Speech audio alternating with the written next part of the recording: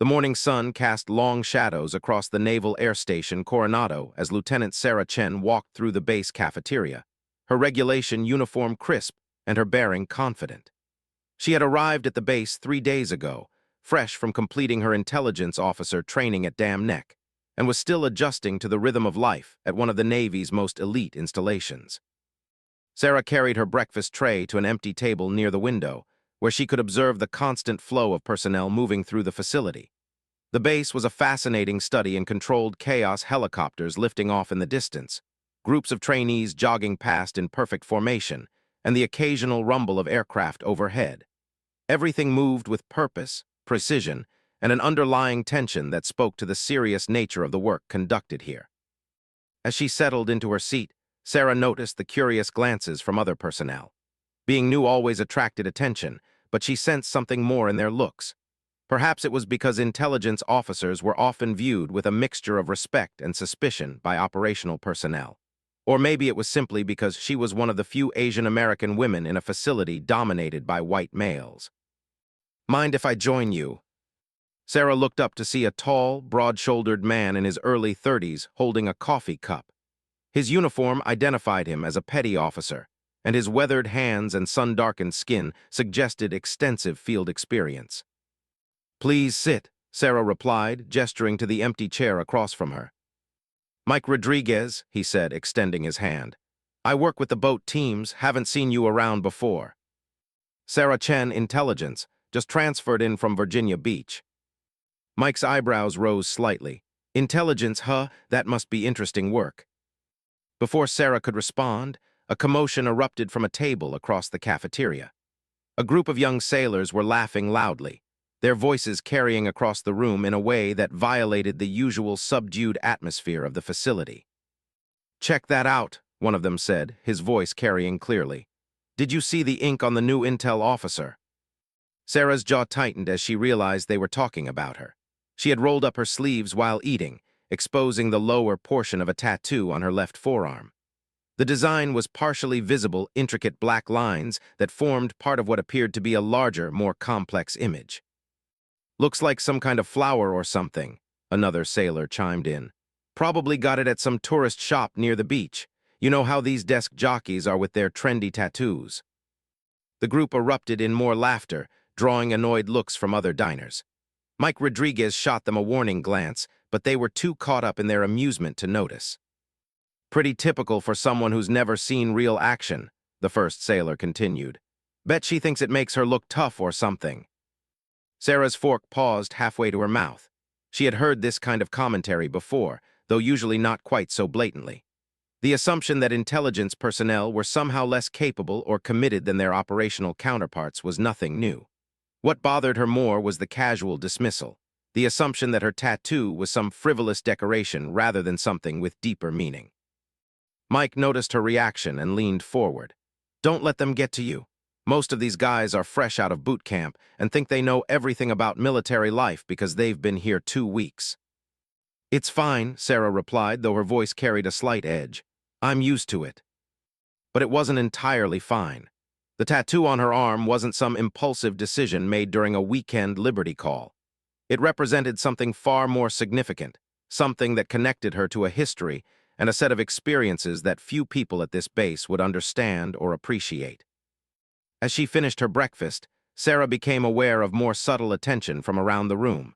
Other personnel were stealing glances at her exposed forearm, though most were more discreet than the group of sailors. She could almost feel their curiosity, their attempts to piece together the partial image they could see. The tattoo was indeed elaborate and clearly the work of a skilled artist. The visible portion showed flowing, organic lines that seemed to dance across her skin, but the full design remained hidden beneath her rolled sleeve. What was visible hinted at something more complex, more meaningful than the casual observers assumed. Sarah finished her meal and stood to leave. As she walked past the table of laughing sailors, one of them called out, "Hey, Lieutenant, nice artwork. Where'd you get it done? Hopping to get something similar for my girlfriend." The comment was delivered with just enough mockery to be insulting while maintaining plausible deniability if challenged. Sarah paused, considering her response. She could ignore the comment, deliver a sharp rebuke, or address it professionally. Each option carried different implications for how she would be perceived going forward. "It was done by a traditional artist," she replied evenly. "I doubt your girlfriend would appreciate the significance." The sailor's grin faltered slightly at her calm, confident response, but he recovered quickly. "Oh, traditional, huh?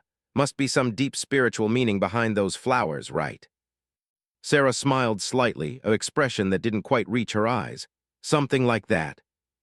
As she walked away, she heard one of the sailors mutter, "Typical intel attitude. Thinks she's smarter than everyone else."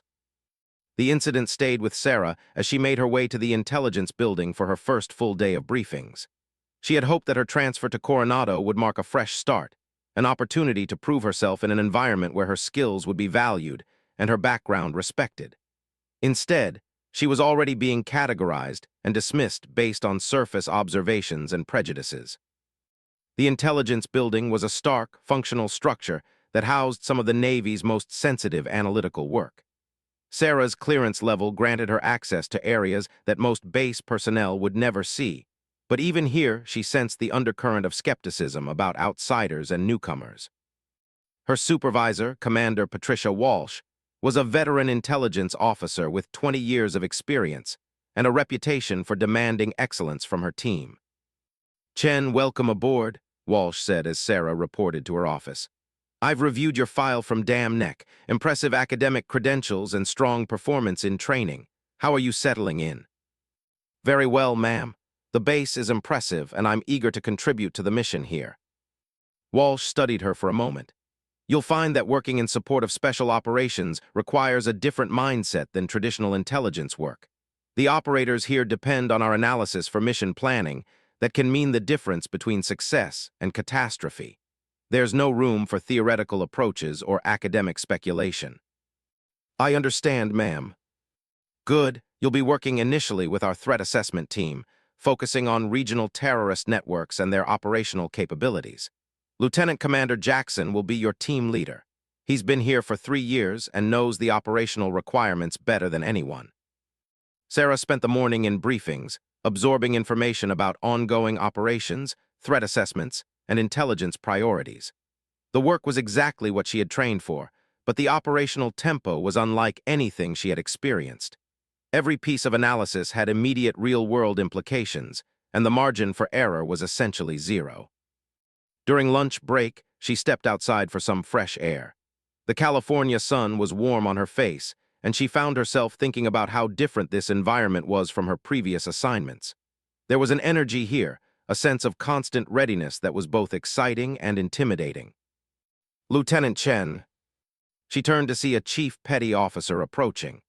He was older than most of the personnel she had encountered, probably in his late 40s, with graying hair and the confident bearing of someone who had seen extensive service. "Yes, Chief." "Chief Morrison, Operations Department. I wanted to introduce myself and let you know that if you need anything while you're getting settled, don't hesitate to ask." "Thank you, Chief. I appreciate that." Morrison's eyes briefly flickered to her forearm, where the edge of her tattoo was again visible. Unlike the sailors from the morning, his expression showed curiosity rather than amusement. "Interesting artwork," he said casually. "Looks like quality work." Sarah nodded but didn't elaborate. She had learned to be cautious about discussing her tattoo with strangers, particularly in military settings where personal expression was often viewed with suspicion. "Well, anyway," Morrison continued, "welcome to Coronado. It's a unique place, and once you get used to the pace, I think you'll find it rewarding." As he walked away, Sarah reflected on the different reactions her tattoo had generated in just one day. The young sailors had seen something to mock, something that confirmed their preconceptions about intelligence personnel. Chief Morrison had shown professional interest without judgment. Each reaction revealed something about the observer as much as about what they were observing. The afternoon brought more briefings and introductions to key personnel throughout the intelligence community at Coronado. Sarah began to understand the complex web of relationships between different units, the informal networks that made information flow efficiently, and the unwritten rules that governed daily operations. By the end of her first full day, she felt cautiously optimistic about her assignment. The work was challenging and meaningful, exactly what she had hoped for when she requested the transfer. The social dynamics would take time to navigate, but that was true of any new assignment. As she prepared to leave the intelligence building, Sarah encountered Lieutenant Commander Jackson, her new team leader. He was a tall, lean man with intense eyes and the kind of focused energy that suggested he took his responsibilities very seriously. "Chen, how was your first day?" "Informative, sir. I'm looking forward to getting into the actual analytical work." Jackson nodded. "Good. We'll start you on some current assessments tomorrow. Fair warning, the operational commanders here expect detailed, accurate intelligence with very short turnaround times. They're not interested in caveats or maybes. They need actionable information they can use to plan missions and keep their people alive." "Understood, sir." "One more thing," Jackson added, his voice taking on a slightly different tone. "This base attracts a lot of attention from very senior personnel. We get visits from flag officers, cabinet officials, congressional delegations, you name it. Professional appearance and demeanor are critical at all times." Sarah understood the implication.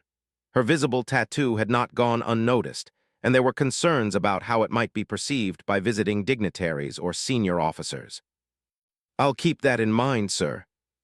As she drove off base that evening, Sarah thought about the delicate balance she would need to maintain. Her tattoo was not something she could or would hide completely, but she needed to be strategic about when and how it was displayed. The design held deep personal significance, connecting her to family history and cultural traditions that few of her colleagues would understand. The irony was that if they knew the true meaning behind the artwork on her arm, their reactions would probably be very different. But explaining that meaning would require sharing details about her background that she preferred to keep private, at least until she had established herself professionally. Sarah's apartment was a small, furnished unit in nearby Imperial Beach, close enough to base for easy commuting but far enough away to provide some separation between work and personal life. As she changed out of her uniform that evening, she looked at her reflection in the bathroom mirror, studying the tattoo that had generated so much attention. The design was indeed beautiful, intricate black lines that formed flowing, organic patterns across her left forearm. To casual observers, it might indeed look like decorative artwork, perhaps inspired by traditional Asian motifs. But the reality was far more specific and meaningful than anyone had guessed. Sarah had gotten the tattoo 2 years earlier, during a period of leave following a difficult assignment in Afghanistan. She had been working as an intelligence analyst with a joint task force, providing support to special operations teams conducting high-value target missions. The work had been intense and dangerous, requiring her to process information rapidly while under constant pressure. During one particularly complex operation, her analysis had identified a critical vulnerability in the enemy's defensive network. The information she provided allowed a SEAL team to successfully extract a high-value asset without casualties, preventing what could have been a major intelligence disaster. The operation had been classified at the highest levels, and her role in its success was known only to a small circle of senior officers and intelligence personnel. The tattoo was her private commemoration of that mission and her connection to the broader tradition of intelligence professionals who worked in the shadows to support those who fought in the light. The design incorporated elements that would be recognizable only to those who had been part of similar operations, a subtle code that identified her as someone who had been tested under the most demanding circumstances. But none of that was apparent to the casual observer. To them, it was simply an unusual tattoo on a young intelligence officer who was probably trying to look more interesting than she really was. As Sarah prepared for her second day at Coronado, she reflected on the challenge she faced. She wanted to be judged on her professional capabilities, not on assumptions about her background or motivations. At the same time, she wasn't willing to completely suppress her identity or apologize for choices that reflected her values and experiences. The next morning brought new challenges and opportunities. Sarah arrived at the intelligence building early, hoping to make a strong impression on her first day of actual analytical work. She had dressed carefully, ensuring that her tattoo was completely covered by her long sleeves, at least for now. Lieutenant Commander Jackson assigned her to a current intelligence assessment focusing on terrorist networks operating in the Philippines. The assignment required her to synthesize information from multiple sources, identify patterns and trends, and provide actionable recommendations for operational planning. As Sarah immersed herself in the work, She felt the familiar satisfaction of applying her analytical skills to complex problems. The intelligence picture that emerged from her research was more nuanced than initial reports had suggested, with implications for how special operations forces might need to adjust their tactics and priorities. By mid-morning, she had developed a preliminary assessment that challenged some conventional assumptions about the threat environment. Her analysis suggested that the terrorist networks were more sophisticated and better coordinated than previous reports had indicated, with potential implications for regional stability. Jackson reviewed her work with obvious interest, asking detailed questions about her sources and methodology. Sarah could tell that he was testing her, probing for weaknesses in her analysis or gaps in her understanding. She welcomed the scrutiny, knowing that credibility in this environment had to be earned through demonstrated competence. "This is solid work," Jackson finally said. "Your conclusions about the coordination between these groups are particularly insightful. How confident are you in this assessment?" "Very confident in the overall pattern, sir. There are still some gaps in our understanding of the specific mechanisms they're using for coordination, but the evidence for increased cooperation is quite strong." Jackson nodded thoughtfully. "Good. I want you to prepare a briefing on this for tomorrow morning. We're presenting to the operations staff, and they'll want to understand the implications for current mission planning." As Sarah worked on refining her analysis and preparing presentation materials, she became aware of subtle changes in how her colleagues were treating her. Word of her work was apparently spreading, and people who had been politely distant the day before were now engaging her in substantive professional discussions. The transformation reminded her of similar experiences throughout her career. Initial skepticism based on superficial characteristics gradually gave way to respect based on demonstrated competence. It was a familiar pattern, though one that never failed to be somewhat wearying. During lunch, Sarah decided to eat outside at one of the picnic tables near the intelligence building. The weather was perfect, and she welcomed the opportunity to get some fresh air and sunshine.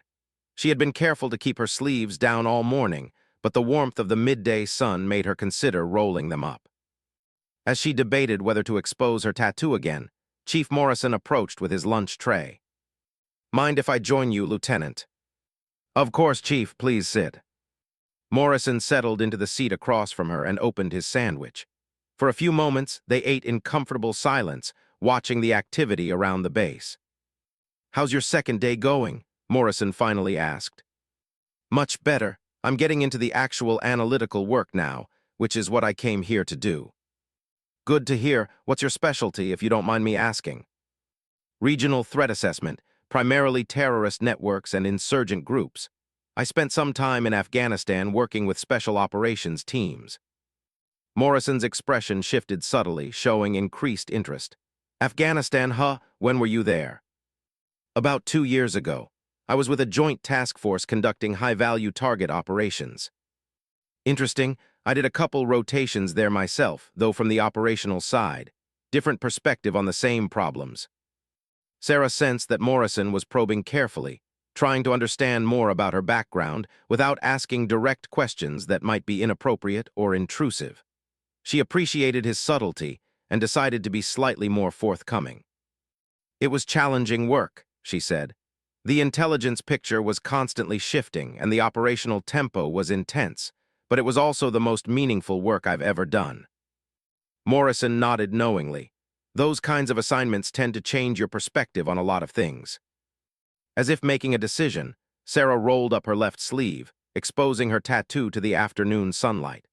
Morrison's eyes immediately focused on the design, and she saw his expression change from casual interest to something approaching recognition. The tattoo was more intricate than what had been visible in brief glimpses the day before. The flowing lines formed complex patterns that seemed to shift and move in the changing light. To most observers, it would appear to be an elaborate decorative design, perhaps inspired by traditional Asian artwork. But Morrison was studying it with the intensity of someone who recognized elements that others would miss. His eyes traced the patterns, and Sarah could almost see him processing what he was observing. "That's very interesting artwork," he said finally, his voice carefully neutral. "Very detailed." Sarah met his gaze directly. "Thank you, it has personal significance." Morrison nodded slowly, and she sensed that he understood more than he was saying. The moment stretched between them, filled with unspoken recognition and mutual assessment. Their conversation was interrupted by the arrival of a group of junior officers who had apparently been looking for Sarah. Lieutenant Junior Grade Amanda Peterson, whom Sarah had met briefly the day before, approached with obvious excitement. "Lieutenant Chen, we heard about your briefing tomorrow. Word is that you've identified some significant patterns that nobody else caught." Sarah felt slightly uncomfortable with the attention but responded professionally. "I'm just doing my job. The intelligence picture is always evolving." "Still, it's impressive work for someone who's been here less than 2 days," Peterson continued. "The ops guys are definitely taking notice." As the group settled around the table, Sarah noticed that several of them were stealing glances at her exposed tattoo. Unlike the mocking comments from the sailors the previous day, these looks showed curiosity and interest rather than dismissal. "That's beautiful work," one of the officers commented. "Is it traditional Japanese?" "It incorporates some traditional elements," Sarah replied carefully. "The design has personal meaning." The conversation shifted to other topics, but Sarah remained aware of the continued interest in her tattoo. She realized that her choice to expose it during this particular conversation had been strategic, whether consciously or unconsciously. By revealing it in a professional context, after her analytical work had begun to establish her credibility, she was reframing how it would be perceived. As lunch ended and people began returning to their offices, Chief Morrison lingered for a moment. "Lieutenant, I wanted to mention that we're having a small gathering this weekend for some of the intelligence and operations personnel. Nothing formal, just a barbecue at my place. You'd be welcome to join us if you're interested." Sarah was touched by the invitation, recognizing it as a gesture of acceptance and inclusion. "I'd like that very much, Chief, thank you." As Morrison walked away, Sarah reflected on how much had changed in just 2 days. She was beginning to find her place in the complex social and professional ecosystem of the base, establishing herself through competence while gradually revealing aspects of her identity that mattered to her. The afternoon brought more analytical work and preparation for the next day's briefing. Sarah felt increasingly confident in her assessment and in her ability to present it effectively to the operations staff. The work was exactly what she had trained for, and she was eager to demonstrate what she could contribute to the mission. As the day ended, Sarah realized that she was looking forward to the challenges ahead. The initial skepticism and social navigation were part of any new assignment, but the substantive work was engaging and meaningful. She was beginning to understand why Coronado had the reputation it did among intelligence professionals. The briefing room in the operations building was unlike anything Sarah had encountered in her previous assignments. The walls were lined with secure communication equipment. Multiple large displays showed real-time operational data, and the atmosphere carried an intensity that spoke to the life-and-death nature of the decisions made here. Sarah arrived 30 minutes early to set up her presentation materials and familiarize herself with the room's technology. Lieutenant Commander Jackson had emphasized the importance of this briefing, noting that several key operational commanders would be attending, including representatives from the SEAL teams who might be affected by her intelligence assessment. As personnel began filing into the room, Sarah observed the careful dynamics at play. The operational staff carried themselves with the confident bearing of people accustomed to making critical decisions under pressure. They evaluated everything with the analytical eye of professionals whose lives depended on accurate information. Commander Robert Hayes, the operations director, called the meeting to order precisely at 800. He was a compact, intense man with the kind of focused energy that immediately commanded attention. "Good morning, everyone. Today we're receiving an intelligence briefing on terrorist network coordination in the Philippines from Lieutenant Chen, who recently joined our analytical team. Lieutenant, the floor is yours." Sarah stepped to the front of the room, her presentation materials ready and her confidence solid.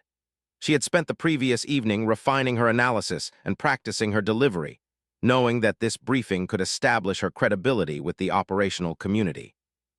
"Thank you, Commander Hayes. Over the past several days, I've been analyzing intelligence reporting on terrorist networks operating in the southern Philippines, with particular focus on the Abu Sayyaf group and their relationships with other regional organizations. She activated the first slide of her presentation, displaying a map of the Philippines with overlay graphics showing known terrorist operating areas. Previous assessments have generally treated these groups as independent entities with occasional tactical cooperation. However, my analysis suggests a more significant level of strategic coordination than we've previously recognized. Sarah moved through her presentation methodically, building her case with specific examples and clear evidence. She could see that she had the full attention of everyone in the room, including several senior officers who had initially appeared skeptical.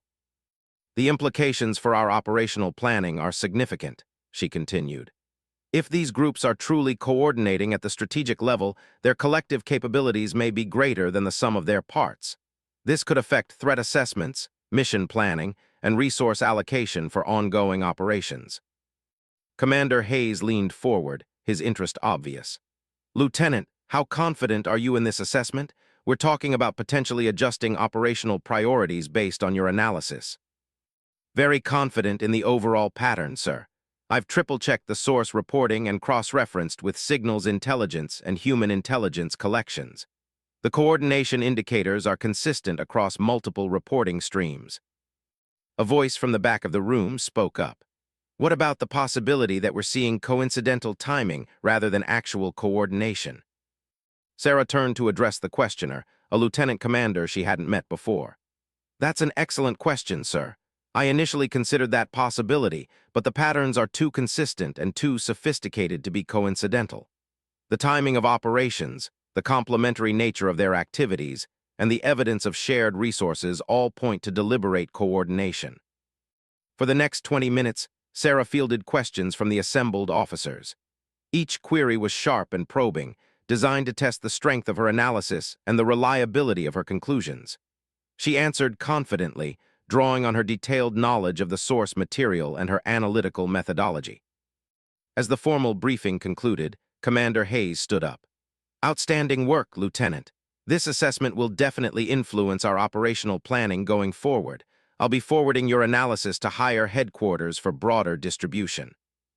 The praise was significant, and Sarah could see the positive reaction from other personnel in the room. She had successfully established her credibility with the operational community, demonstrating that she could provide the kind of actionable intelligence they needed. As people began filing out of the briefing room, several officers approached Sarah with follow-up questions and compliments on her work. The transformation in how she was being treated was remarkable. The skepticism and casual dismissal of her first day had been replaced by professional respect and genuine interest. Lieutenant Commander Michael Torres, whom Sarah learned was a SEAL team leader, lingered after the others had left. Lieutenant, that was impressive analysis. Your conclusions about the coordination mechanisms could have significant implications for some operations we're planning. Thank you, sir. I'm available for any follow-up questions or additional analytical support you might need. Torres nodded thoughtfully. I may take you up on that. We're always looking for intelligence professionals who understand the operational environment. As Sarah packed up her materials, she felt a deep sense of satisfaction. This was exactly the kind of meaningful work she had hoped to do at Coronado, providing intelligence that would directly support operational decision-making and potentially save lives. The rest of the week passed quickly, with Sarah diving deeper into her analytical assignments and building relationships with personnel throughout the intelligence and operations communities. Her initial success had opened doors and created opportunities for more significant contributions. Friday afternoon brought Chief Morrison's barbecue invitation to the forefront of her mind. She had been looking forward to the social gathering, seeing it as an opportunity to build relationships outside the formal work environment. The event would also be her first real social interaction with the Coronado community. Sarah chose her clothing carefully for the barbecue. She wanted to appear relaxed and approachable while maintaining the professional image she had worked to establish. She settled on casual civilian clothes, jeans, and a short-sleeved shirt that would allow her tattoo to be visible without being conspicuous. Chief Morrison lived in a comfortable house in nearby Coronado, with a large backyard that was perfect for entertaining. When Sarah arrived, the gathering was already well underway, with about 20 people mingling around a patio area where Morrison was manning a large grill. Lieutenant Chen, glad you could make it. Morrison called out as he spotted her. "Come meet some folks." The group was an interesting mix of intelligence personnel, operational staff, and their families. Sarah was introduced to spouses, children, and off-duty personnel she hadn't encountered in the work environment. The atmosphere was relaxed and friendly, a welcome contrast to the intensity of the base. As she moved through the gathering, Sarah noticed that people were more curious about her background and experiences than they had been in formal work settings. The questions were casual but probing, as people tried to understand more about the newest member of their community. "Sarah Wright," a woman approached with a friendly smile. "I'm Janet Torres, Mike's wife. He mentioned you gave an impressive briefing this week." "Thank you. Your husband seems like an excellent officer. I'm looking forward to working with his team." Janet laughed. "Mike's been doing this for 15 years, and he's rarely as enthusiastic about intelligence briefings as he was about yours. You must have really impressed him." As the conversation continued, Sarah found herself relaxing and enjoying the social interaction. The gathering felt genuine and welcoming, without the careful political maneuvering that characterized many military social events.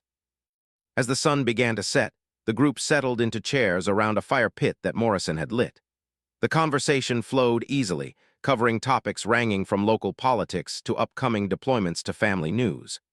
Sarah contributed when appropriate, but was content to listen and observe, learning about the dynamics and relationships within the community.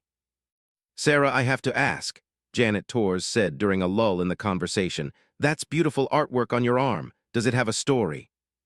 The question drew the attention of several other people, and Sarah felt the familiar moment of decision about how much to reveal. The setting was informal and friendly, but she was still among colleagues and their families. "It commemorates a significant experience from a previous assignment," she replied carefully. "The design incorporates elements that have personal meaning." Chief Morrison looked up from the fire he was tending. Sometimes the most meaningful tattoos are the ones with the deepest stories. There was something in his tone that suggested he understood more than he was saying, and Sarah caught his eye across the fire. The moment of recognition from their lunch conversation returned, and she sensed that he was aware of layers of meaning that others might miss. Lieutenant Commander Torres leaned forward with interest. "Was it related to your work in Afghanistan?" Sarah nodded. "It was a particularly challenging operation that turned out successfully." "Those kinds of experiences tend to stick with you," Torres said quietly. "Sometimes it helps to have a reminder of what you've accomplished and what you've learned." The conversation gradually shifted to other topics, but Sarah remained aware of the continued interest in her background and experiences. She realized that these informal social interactions were just as important as her professional performance in establishing her place within the community. As the evening wound down, Sarah helped with cleanup and thanked Morrison for his hospitality. As she prepared to leave, he walked her to her car. "I'm glad you came tonight," he said. "This community can be tight-knit, sometimes to a fault. It's important for new people to find their place not just professionally, but personally." "Thank you for including me, Chief. I really enjoyed meeting everyone." Morrison paused for a moment, as if considering his words carefully. "Sarah, I hope you don't mind me saying this, but I get the sense that there's more to your story than most people realize. That's not necessarily a bad thing. Some of the best intelligence professionals I've known have had experiences that set them apart." Sarah looked at him carefully, trying to read his meaning. "I appreciate that, Chief. Sometimes it takes time for the full picture to emerge." "Indeed it does. Well, drive safely, and I'll see you on base Monday." As Sarah drove home, she reflected on the evening and the subtle undercurrents she had detected. Chief Morrison clearly suspected that her background was more complex than she had revealed, and Lieutenant Commander Torres had shown the kind of professional interest that suggested he might have use for her skills in future operations. The weekend provided time for Sarah to settle more fully into her new environment. She explored the local area, finding running routes along the beach, and discovering the restaurants and shops that would become part of her routine. The California lifestyle was appealing, and she could see herself building a life here that balanced the intensity of her work with the relaxation that the environment provided. Monday morning brought new assignments and increased responsibilities. Commander Hayes called Sarah into his office first thing. "Lieutenant, I wanted to follow up on your briefing last week." Higher headquarters was very impressed with your analysis, and we're getting requests for additional assessments along the same lines. I'm happy to take on whatever assignments you think would be most valuable, sir. Hayes studied her for a moment. How would you feel about being read into some additional programs? Your analytical approach and attention to detail suggest you might be able to contribute to some more sensitive assessments. Sarah felt a surge of excitement. Being read into additional classified programs was a sign of trust and recognition that her skills were valued. I would be honored to contribute however I can, sir. Good, I'll have the security office initiate the paperwork. In the meantime, I want you to continue your current work while we get the additional clearances processed. As Sarah returned to her desk, she felt a growing sense of belonging and purpose. Her transition to Coronado was proceeding better than she had hoped, with professional recognition coming quickly and social integration progressing naturally. The week brought new analytical challenges and deeper involvement in operational planning. Sarah found herself working more closely with the SEAL teams, providing intelligence support for mission planning and post-operation assessments.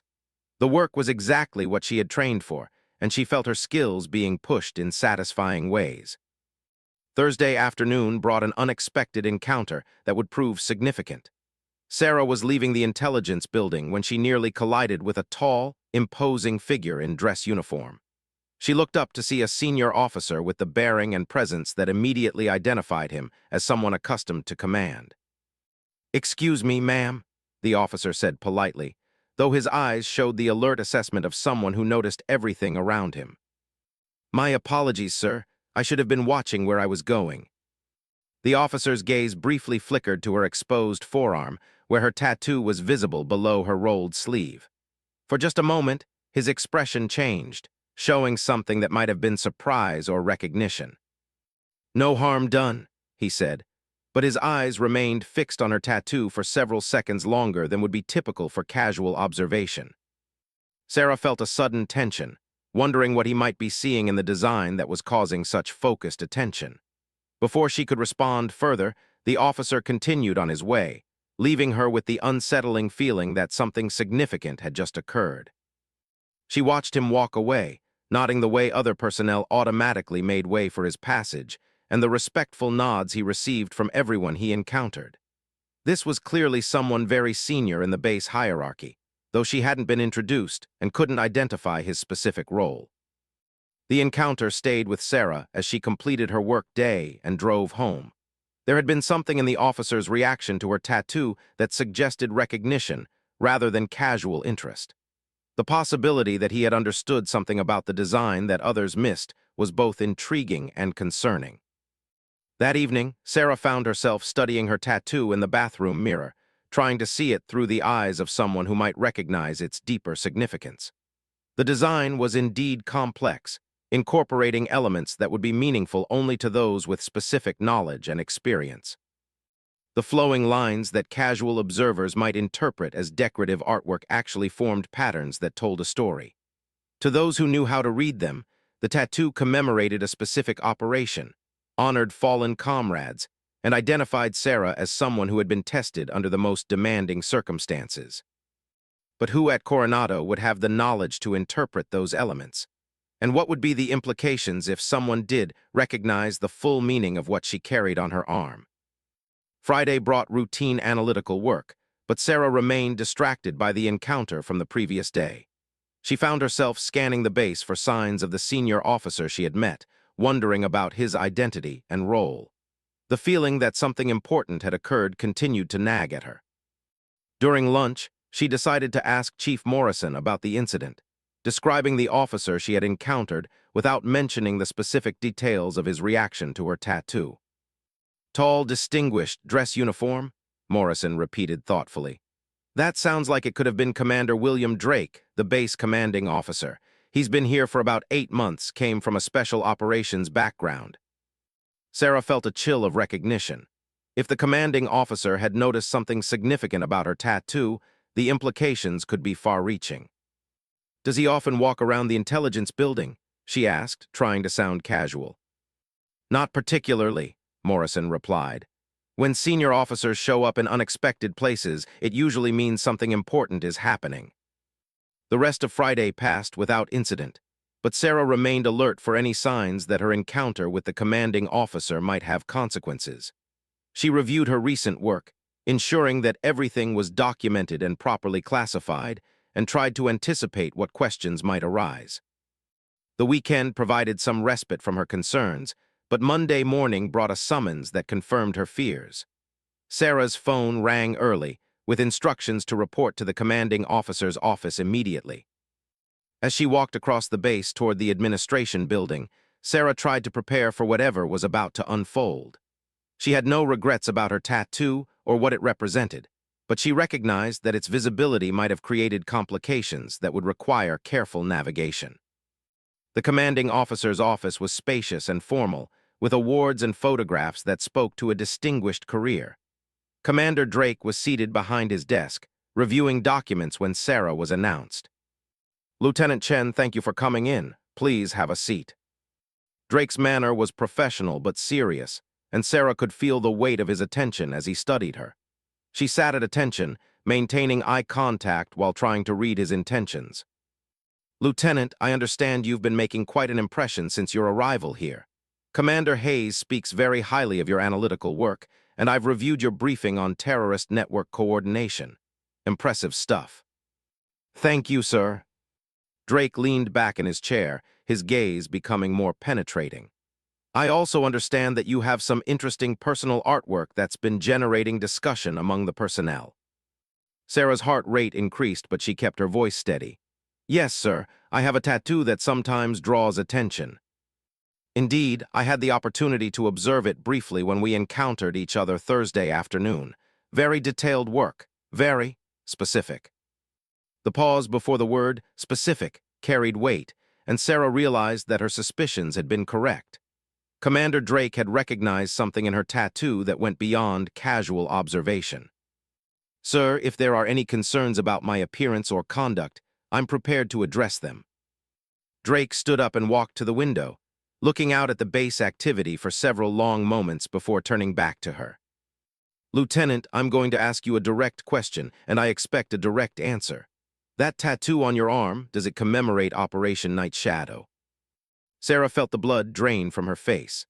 Operation Night Shadow was classified at the highest levels, known only to a small circle of personnel who had been directly involved or had operational need to know. The fact that Commander Drake had identified the connection meant that he had far more knowledge about her background than she had realized. "Sir, Sarah began, then stopped. She was caught between operational security requirements and the direct question from a senior officer who clearly already knew the answer. Drake returned to his seat, his expression becoming more serious. "Lieutenant, let me be clear. I'm not asking you to reveal classified information, but I am asking you to confirm whether that tattoo is connected to an operation that I am familiar with." Sarah made her decision. "Yes, sir, it is." Drake nodded slowly, and for the first time since the conversation began, his expression showed something approaching approval. "I thought so.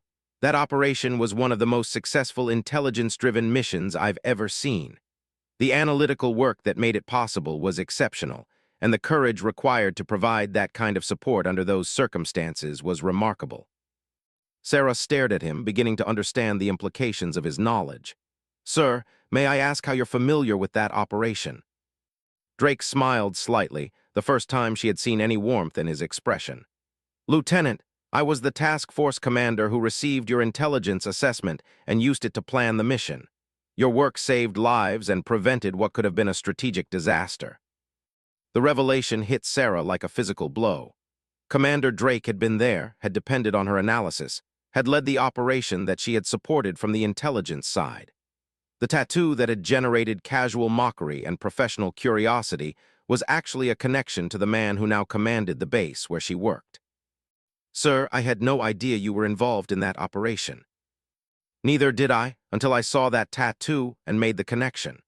There aren't many people who would commemorate that mission in such a specific way, and fewer still who would understand the significance of the design elements you incorporated." Sarah felt a complex mixture of emotions: relief, pride, and a growing understanding that this conversation was about to change everything about her experience at Coronado. "Lieutenant," Drake continued, I want you to know that your contribution to that operation was noted and appreciated at the highest levels. The success of that mission had strategic implications that extended far beyond the immediate tactical objectives. Thank you, sir. It was an honor to contribute to such an important operation. Drake studied her for another long moment, and Sarah sensed that he was making some kind of assessment about her character and capabilities.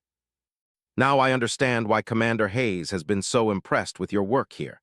You've demonstrated the same analytical skills and attention to detail that made the difference in Afghanistan. Sarah waited, sensing that this conversation was leading somewhere significant. I'm going to be direct with you, Lieutenant. We have some upcoming operations that would benefit from the kind of intelligence support you provided in Afghanistan. These are sensitive missions with strategic importance, and they require analysts who can work under pressure and provide accurate assessments when lives are on the line. Sarah felt her pulse quicken. This was exactly the kind of opportunity she had hoped for when she requested assignment to Coronado. I'm ready to contribute however I can, sir. Drake nodded decisively. Good. I'll be working with Commander Hayes to get you read into the relevant programs and briefed on the operational requirements. This will be challenging work, but I have confidence in your abilities. As the meeting concluded, Sarah realized that her visible tattoo, which had initially generated skepticism and mockery, had ultimately led to recognition and opportunity. The design that marked her as someone who had been tested under the most demanding circumstances had caught the attention of the one person at Coronado who could truly appreciate its significance.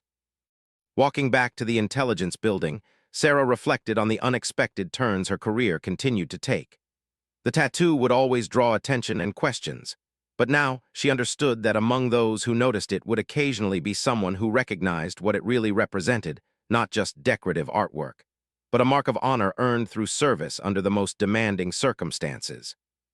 The weeks following Sarah's meeting with Commander Drake brought a dramatic transformation in both her professional responsibilities and her standing within the Coronado community. The additional security clearances had been processed with unusual speed, and she found herself working on intelligence assessments that would directly support some of the Navy's most sensitive operations.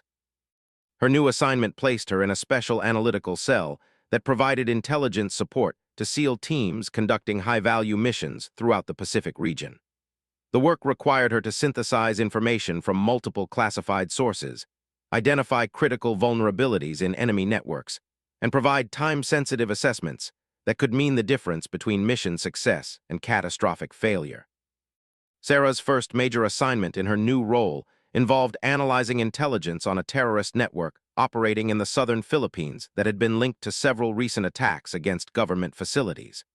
The network had proven remarkably resilient against previous military operations, consistently evading capture and maintaining operational capability despite sustained pressure. Working in a secure facility within the intelligence building, Sarah had access to real-time intelligence feeds, signals intercepts, and human intelligence reports that painted a detailed picture of the target network. The challenge was identifying patterns and vulnerabilities that previous analysts had missed, finding the critical weakness that would allow special operations forces to disrupt the organization effectively. After 3 days of intensive analysis, Sarah identified what she believed to be the key to the network's resilience. Rather than operating as a traditional hierarchical organization, the group had evolved into a cell-based structure with redundant command and control mechanisms. Previous operations had targeted leadership figures who appeared central to the organization, but the network's true strength lay in its ability to operate autonomously at the cell level. Sarah's assessment suggested that the most effective approach would be to target the network's financial infrastructure rather than its leadership. By disrupting the mechanisms they used to fund operations and move money, military forces could cripple the organization's ability to function while avoiding the pitfalls of previous leadership-focused operations. Her analysis was briefed to Lieutenant Commander Torres and his SEAL team, who would be responsible for executing any operations based on her intelligence. The briefing took place in a secure conference room, with detailed maps and intelligence displays providing visual support for her conclusions. The key insight, Sarah explained, is that this network has learned to survive leadership targeting by distributing authority and decision-making throughout the organization. but they haven't developed the same resilience in their financial operations, which remain centralized and vulnerable. Torres studied the intelligence materials with the focused attention of someone whose life would depend on the accuracy of the assessment. How confident are you that disrupting their financial operations would have the strategic effect you're predicting? He asked. Very confident, Sarah replied. The financial network is the one centralized vulnerability in an otherwise distributed organization. Without access to funding, the individual cells lose their ability to coordinate and sustain operations. The room was quiet as Torres, and his team members absorbed the implications of her analysis. Sarah could feel the weight of their evaluation, knowing that they were assessing not just her conclusions but her credibility and judgment. This is a completely different approach from what we've been considering, one of the team members commented. Previous intelligence assessments have focused on leadership targeting. Sarah nodded. Previous assessments were based on the assumption that this was a traditional hierarchical organization. My analysis suggests that assumption was incorrect, which explains why previous operations achieved only temporary effects. Torres made notes on his copy of the intelligence assessment, occasionally asking clarifying questions about sources and methodology. Sarah answered confidently, drawing on her detailed knowledge of the intelligence picture and her analytical process. As the briefing concluded, Torres stood up and extended his hand to Sarah. Outstanding work, Lieutenant. This assessment provides exactly the kind of actionable intelligence we need to plan an effective operation. The praise from Torres carried particular weight, given his reputation as one of the most experienced and successful SEAL team leaders at Coronado. Sarah felt a surge of professional satisfaction, knowing that her analysis would directly contribute to operational planning and potentially save lives. Over the following days, Sarah worked closely with the operational planning team, refining her intelligence assessment and providing additional analysis as mission details were developed. The collaboration between intelligence and operations personnel was unlike anything she had experienced in previous assignments, with constant communication and feedback that ensured her analysis remained current and relevant. The mission planning process also provided Sarah with insights into how Special Operations Forces translated intelligence into action. She observed planning sessions where Torres and his team used her assessment to identify specific targets, develop operational timelines, and anticipate potential complications. The level of detail and contingency planning was remarkable, reflecting the high stakes and complex environment in which they operated. During one particularly intensive planning session, Commander Drake made an unexpected appearance in the secure conference room. His presence immediately elevated the seriousness of the proceedings, and Sarah could see the increased focus from all personnel present. "How are we progressing with the financial network assessment?" Drake asked Torres directly.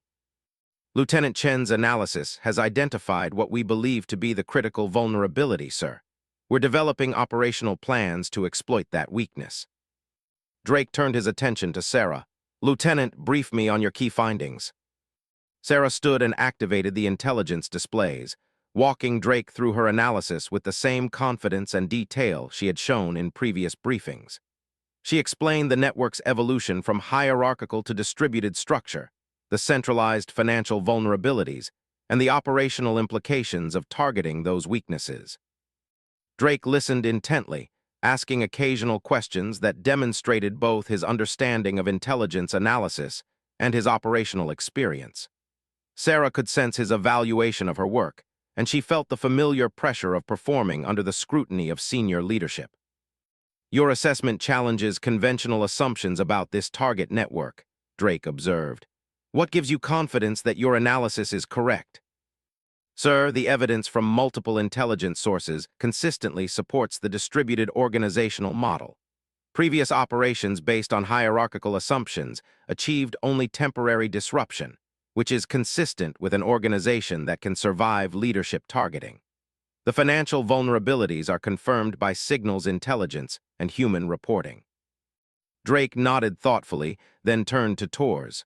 "What's your assessment of this intelligence from an operational perspective?" "Sir, Lieutenant Chen's analysis provides the most coherent explanation we've seen for this network's resilience.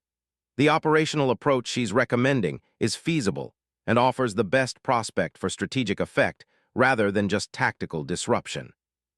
Drake spent several more minutes reviewing the intelligence materials and discussing operational details with Tors. Sarah watched the interaction between the two senior officers, nodding the mutual respect and professional trust that characterized their communication. As the meeting concluded, Drake addressed Sarah directly. "Lieutenant, this is exactly the kind of analytical work that makes the difference between tactical success and strategic impact. Well done." The endorsement from the commanding officer in front of the operational team was significant recognition, and Sarah could see the positive reaction from Tors and his team members. Her credibility with the operational community was now firmly established. Later that afternoon, Sarah was working at her desk when Chief Morrison approached with a somewhat amused expression. "Lieutenant, I hear you've been making quite an impression in the secure spaces. Word is that your latest assessment is going to reshape how we approach this particular target set." Sarah looked up from her computer screen, nodding Morrison's tone. "I hope the assessment proves useful, Chief. That's what we're here for." Morrison sat down in the chair next to her desk, his manner becoming more serious. "Sarah, I wanted to talk to you about something.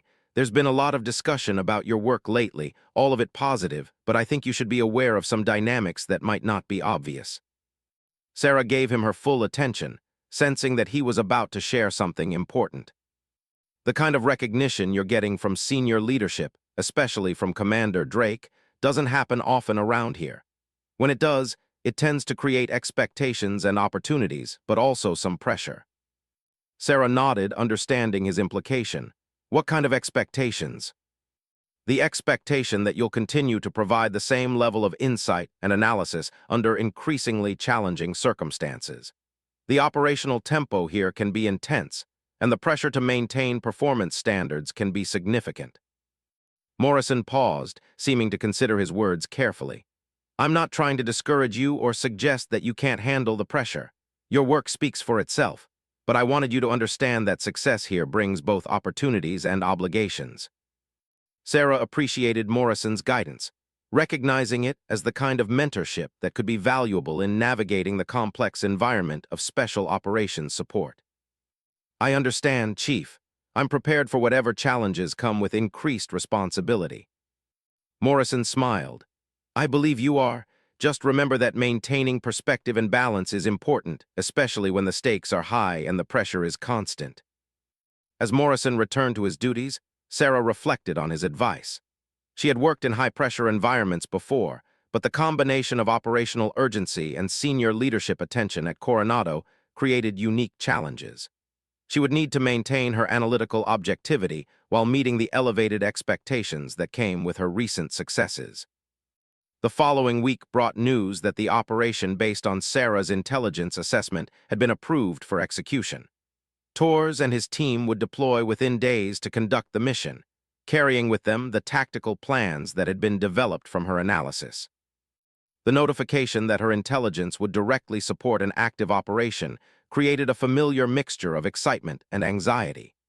Sarah had experienced this feeling before, during her assignment in Afghanistan, but the stakes seemed even higher now given the relationships she had built with the personnel who would be executing the mission. On the Friday before the team's deployment, Tors stopped by Sarah's office for a final intelligence update. "Any changes in the threat picture since our last briefing?" he asked, settling into a chair across from her desk. Sarah activated her computer displays, showing the latest intelligence reports and analytical updates. "No significant changes in the overall assessment. The financial network targets remain active and accessible. There are some minor adjustments in security procedures, but nothing that affects operational planning." Tors reviewed the updated materials, making notes and asking clarifying questions about specific details. Sarah could see the focused intensity that characterized his pre-mission mindset, and she was reminded of the weight of responsibility that came with providing intelligence support to operational forces. "Mike," she said, using his first name as he had invited her to do during their working relationship, "I want you to know that I have complete confidence in this assessment. I've reviewed every piece of source reporting multiple times, and the analysis is solid." Tors looked up from his notes, meeting her eyes directly. "Sarah, I appreciate that. Trust between intelligence and operations personnel is essential, especially when the missions are complex and the margin for error is small. The conversation continued for several more minutes, covering operational details and contingency planning. As Torres prepared to leave, he paused at the doorway. "One more thing, Commander Drake wanted me to tell you that he'll be monitoring the operation from here. He specifically mentioned that he has confidence in the intelligence foundation for this mission." After Torres left, Sarah sat at her desk thinking about the operation that would unfold over the weekend. Her analysis would be tested under the most demanding circumstances, and the results would either validate her conclusions or expose flaws in her assessment.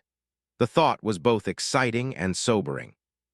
Saturday morning brought Sarah to the intelligence center earlier than usual, despite the fact that she wasn't officially required to monitor the operation in real time. She wanted to be available if any last-minute intelligence support was needed, and she admitted to herself that curiosity about the mission's progress would have made it impossible to stay away. The Intelligence Watch Center was staffed around the clock, providing continuous monitoring of operational areas and real-time support to deployed forces. Sarah checked in with the watch officer, confirming that she was available for consultation if needed, then settled at a workstation where she could monitor communications traffic and intelligence updates. The operation was scheduled to begin in the early morning hours Philippines time, which corresponded to late evening at Coronado. Sarah watched the intelligence displays as they showed the gradual buildup of activity in the operational area, with friendly forces moving into position and surveillance assets providing real-time coverage of target locations. At 21:30 local time, the operation commenced. Sarah monitored the communication feeds as Torres and his team executed the mission plan that had been developed from her intelligence assessment. The precision and coordination of the operation was remarkable, with multiple teams simultaneously targeting different elements of the financial network. For the next 3 hours, Sarah tracked the mission's progress through intelligence reports and operational updates. The team successfully accessed target locations, captured financial records and computer equipment, and detained key personnel involved in the network's money transfer operations. Most importantly, there were no casualties among friendly forces, and civilian casualties were avoided. As the operation concluded and the teams began their extraction, Sarah felt a profound sense of accomplishment. The mission had succeeded in achieving its objectives, validating her intelligence assessment and demonstrating the effectiveness of targeting the network's financial vulnerabilities rather than its leadership structure. Commander Drake appeared in the intelligence center as the final mission reports were being processed. "Lieutenant Chen," he said, approaching her workstation, "preliminary reports suggest that this operation was even more successful than we had hoped. The financial disruption appears to have been complete, and the intelligence materials captured should provide significant insights into other network activities." Sarah stood as Drake approached. "Thank you, sir. I'm gratified that the assessment proved accurate." Drake studied the intelligence displays, reviewing the mission timeline and results. "This operation demonstrates exactly why quality intelligence analysis is so critical to special operations success.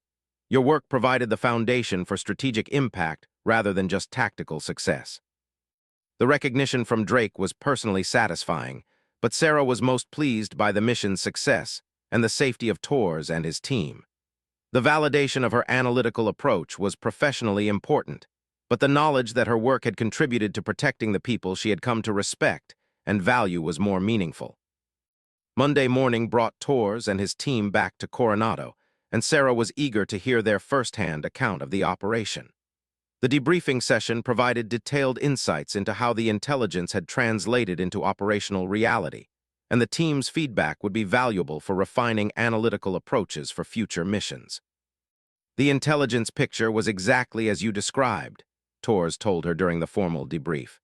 "The financial network was centralized and vulnerable, just as your analysis predicted. The disruption we achieved should cripple their operational capability for months, possibly permanently." The success of the operation had implications that extended beyond the immediate tactical results. Sarah's analytical approach had proven effective against a target that had previously resisted conventional methods, and the methodology could potentially be applied to similar networks in other operational areas. Over the following days, Sarah found herself involved in discussions about broader applications of her analytical techniques. Senior intelligence personnel were interested in understanding how her approach differed from previous methods, and operational commanders wanted to explore how similar techniques could be applied to other target networks. The professional recognition was gratifying, but Sarah remained focused on the fundamental mission of providing accurate, actionable intelligence that would support operational success and protect the lives of the personnel who depended on her analysis. As she settled into her new role within the Special Operations Intelligence community at Coronado, Sarah reflected on how far she had come since her first day at the base.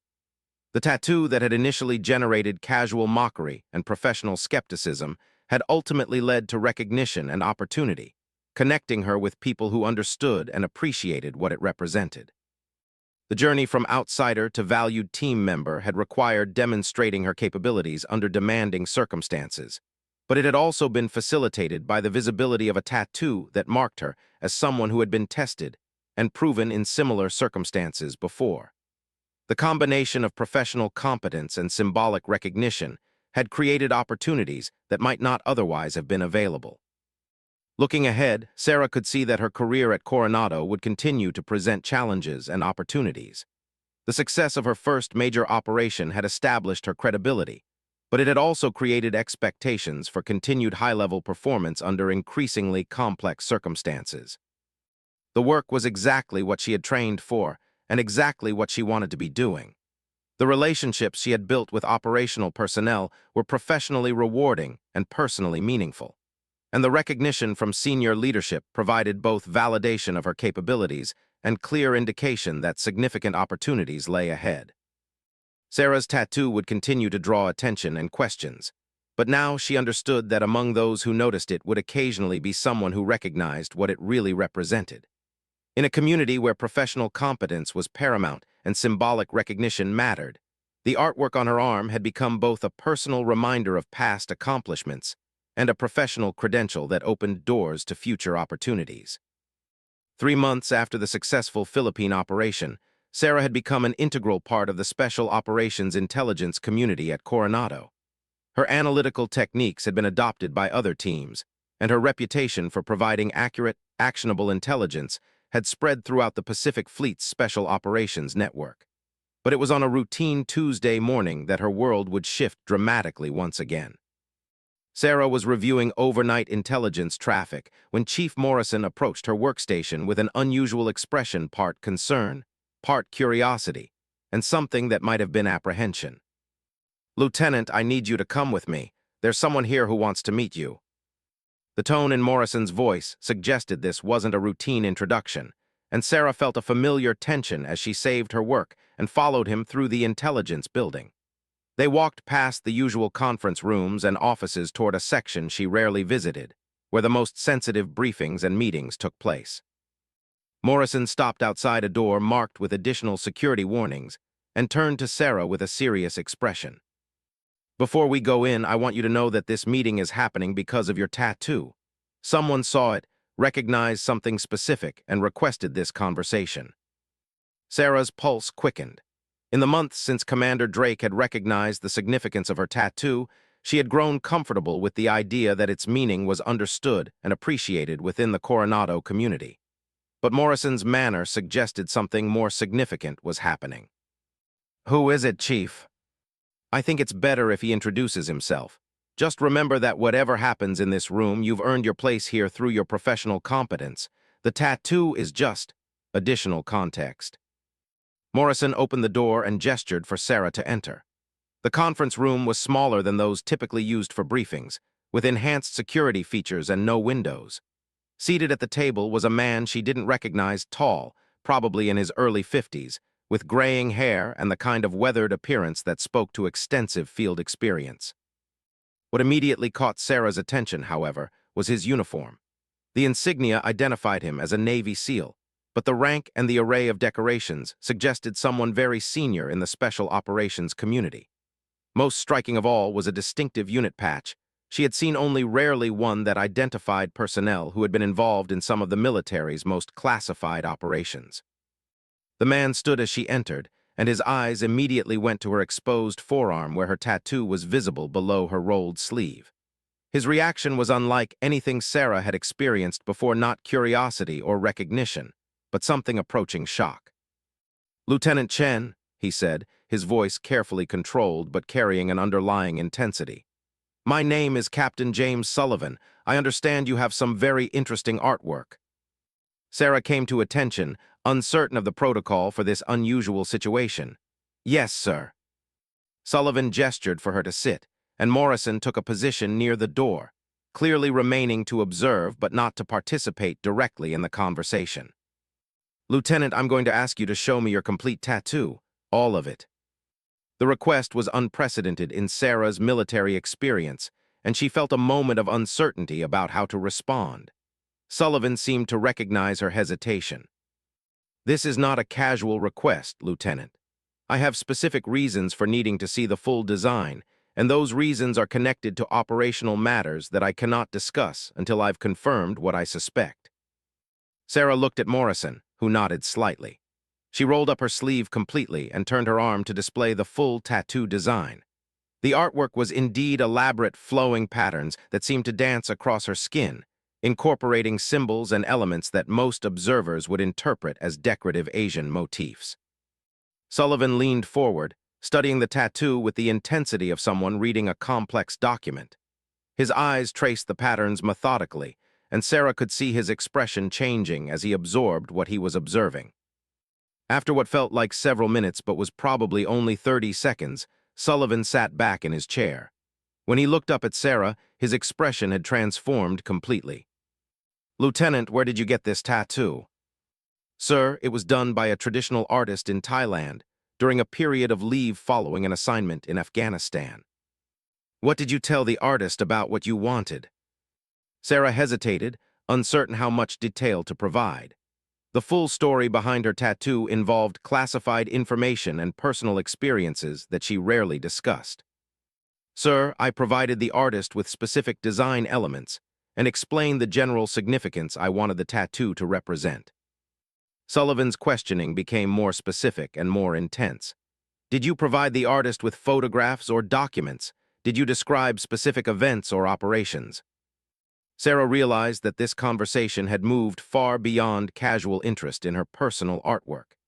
Captain Sullivan clearly recognized elements in the tattoo that suggested knowledge of highly classified operations, and his questions indicated concern about operational security. "Sir, I did not provide any classified materials to the artist. I described the general themes and significance in personal terms, without reference to specific operations or classified information." Sullivan studied her face carefully, apparently assessing her credibility and the reliability of her answers.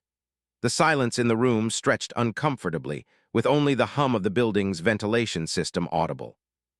"Lieutenant," Sullivan finally said, "I need you to understand that the design elements in your tattoo incorporate symbols and patterns that are known only to a very small number of people.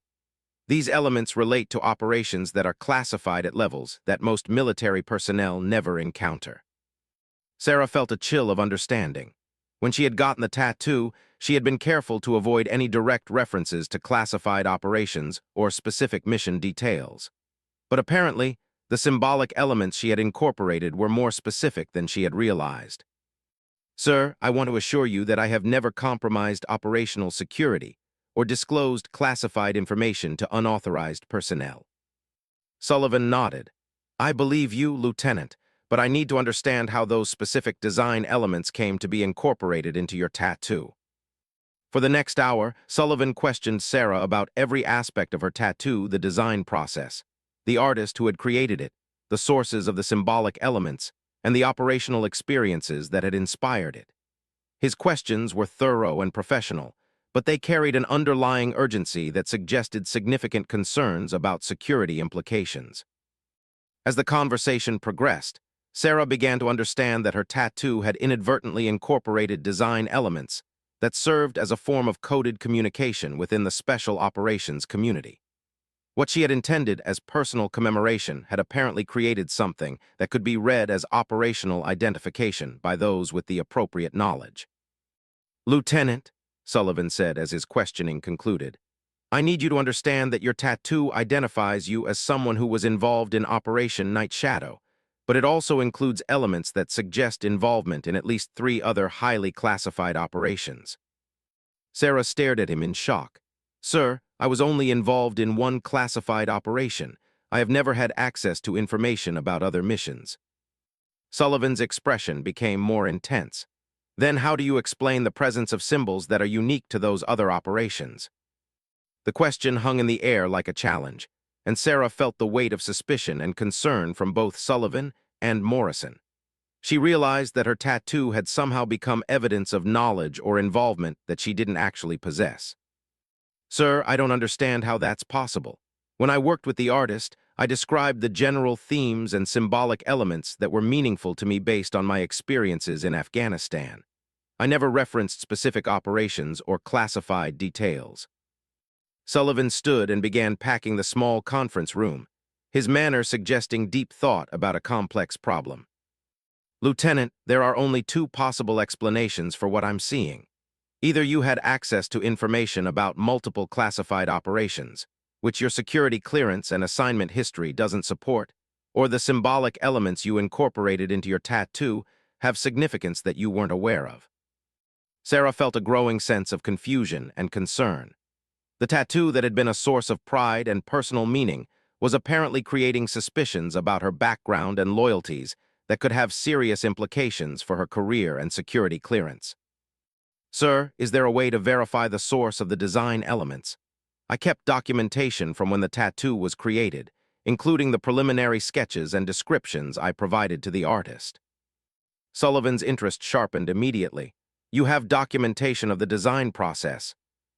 Yes, sir. I kept everything, the initial sketches, photographs of the work in progress, and notes about the symbolic elements I wanted incorporated. Sullivan exchanged a look with Morrison that suggested this information might be significant. Lieutenant, I want you to retrieve that documentation immediately. Bring it back here within 2 hours. Sarah stood to leave, but Sullivan's voice stopped her. One more thing. Until this matter is resolved, you are not to discuss this conversation with anyone except Chief Morrison or myself. Is that understood? Yes, sir.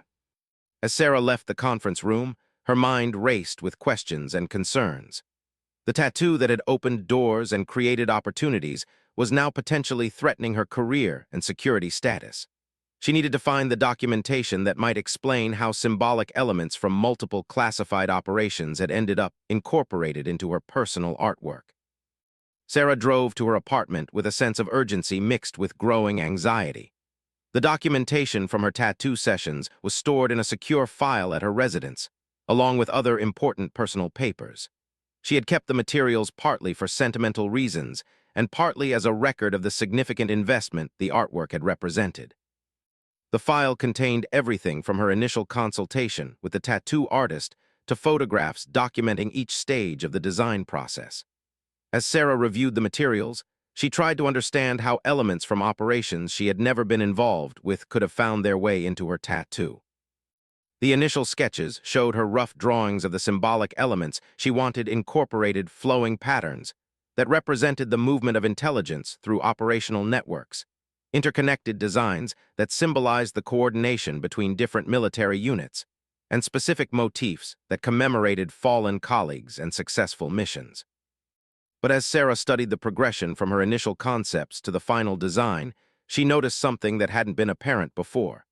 The artist had enhanced and refined her symbolic elements, adding details and connections that created a more sophisticated overall pattern. What she had seen as artistic improvement might actually have been the incorporation of additional symbolic content. Sarah photographed all the documentation and returned to Coronado with growing understanding of what might have happened. The artist she had worked with in Thailand was apparently more knowledgeable about military symbolism than she had realized, and his artistic enhancements had inadvertently created a design that incorporated elements from multiple classified operations. Back in the conference room, Sarah presented the documentation to Captain Sullivan and Chief Morrison.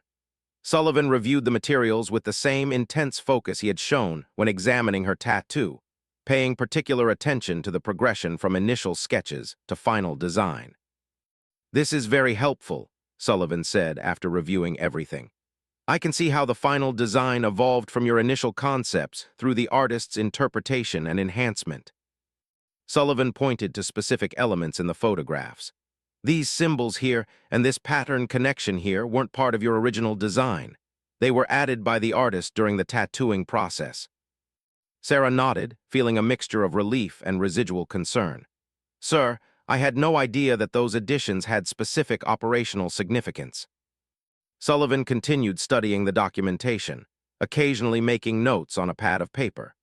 Morrison watched the process with obvious interest, and Sarah could see that he was beginning to understand the complex situation that had developed. Lieutenant, Sullivan finally said, based on this documentation and our conversation, I'm satisfied that you did not intentionally incorporate classified symbols into your tattoo.